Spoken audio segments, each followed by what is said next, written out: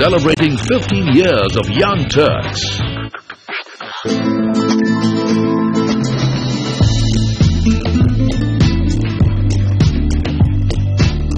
Welcome back to this very special edition of Young Turks. We come to you from Los Angeles, California. Behind me is the iconic Santa Monica Pier, and just a couple of kilometers from here is an area that's considered to be the tech startup hub of the city.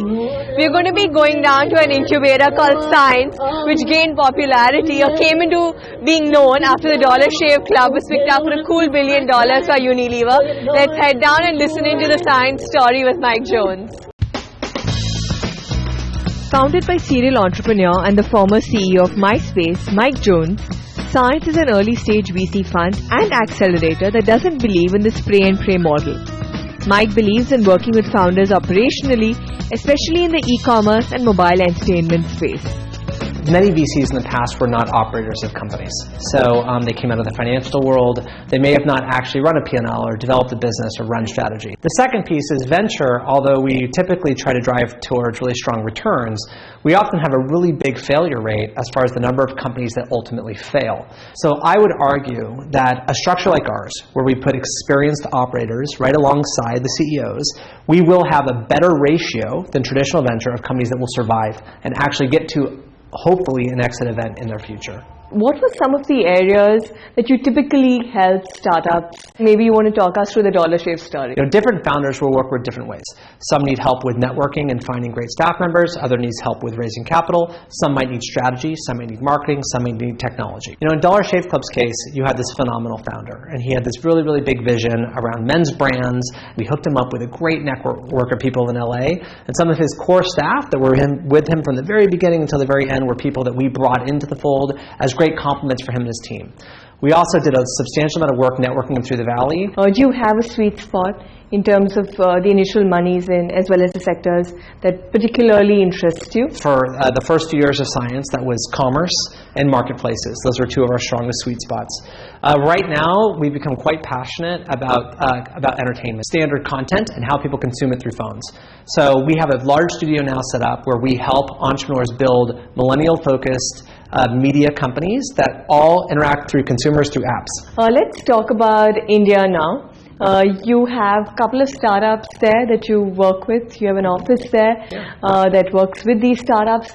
Tell us about why India. I believe that it's the only other market that you have a presence in outside of the United States. Yeah, on the early days of Science, I partnered up with a Carnegie Mellon graduate who had grown up in India and came to work with us here. He eventually started a company called Springroll. Springroll was focused on using natural language processing and AI for job placement and candidate recruitment.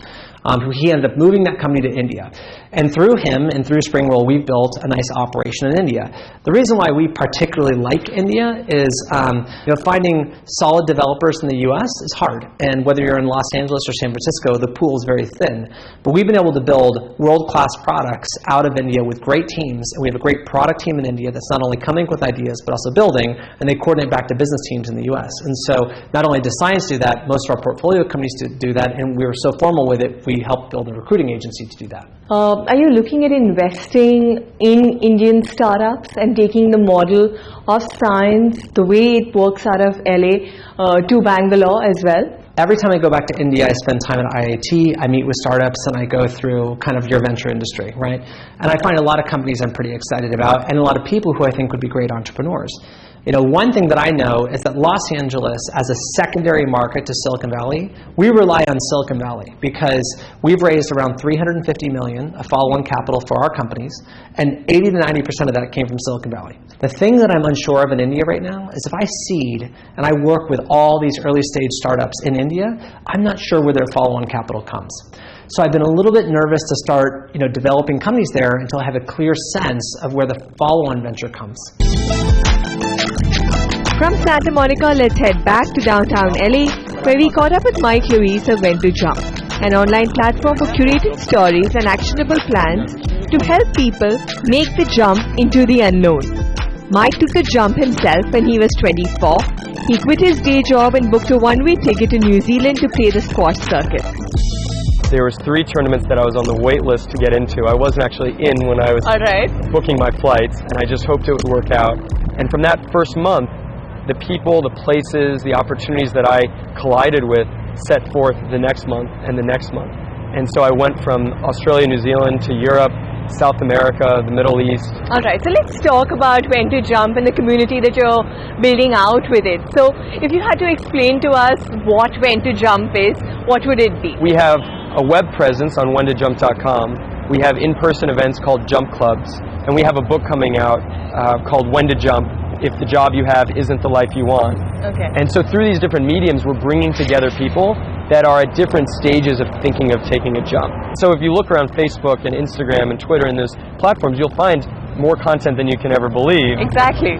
But it'll be very wide-ranging. It'll be inspirational or about courageous jumps or kind of rags to riches, and that stuff's great. But where When to Jump focuses is to kind of thread through those different platforms, anchored at whentojump.com, saying, here are the best stories around taking a jump. But ultimately we'll have a directory where you can say, I'll be in Bombay and I want to leave consulting and become a baker, and you can go into our proprietary directory and engage with other members who have left one job like yours and gone into baking. So that's the vision. And so you're part of the new Airbnb Experiences platform as well. So tell us how that came about, and in a way, is it full circle for you now? Absolutely. Folks in the sharing economy, like I mentioned, they are using these platforms to enable their dreams. And so now, today, as it goes full circle, I live in San Francisco. I offer a curated in-person experience that's multi-day, and it's the When to Jump branded tour on the Airbnb platform. So what will go into that tour? So people who sign up, what can they expect to do in the 3-day immersive tour that you're going to be hosting? Absolutely. Well, they can hang out with me, which will be fun.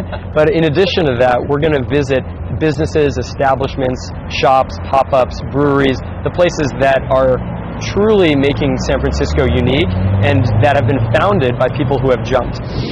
With that, it's a wrap on this very special edition of Young Turks. I hope you feel inspired to make the jump. I surely do. And if all our entrepreneurs haven't inspired you already, hope the music will. Till next week, thank you very much for watching.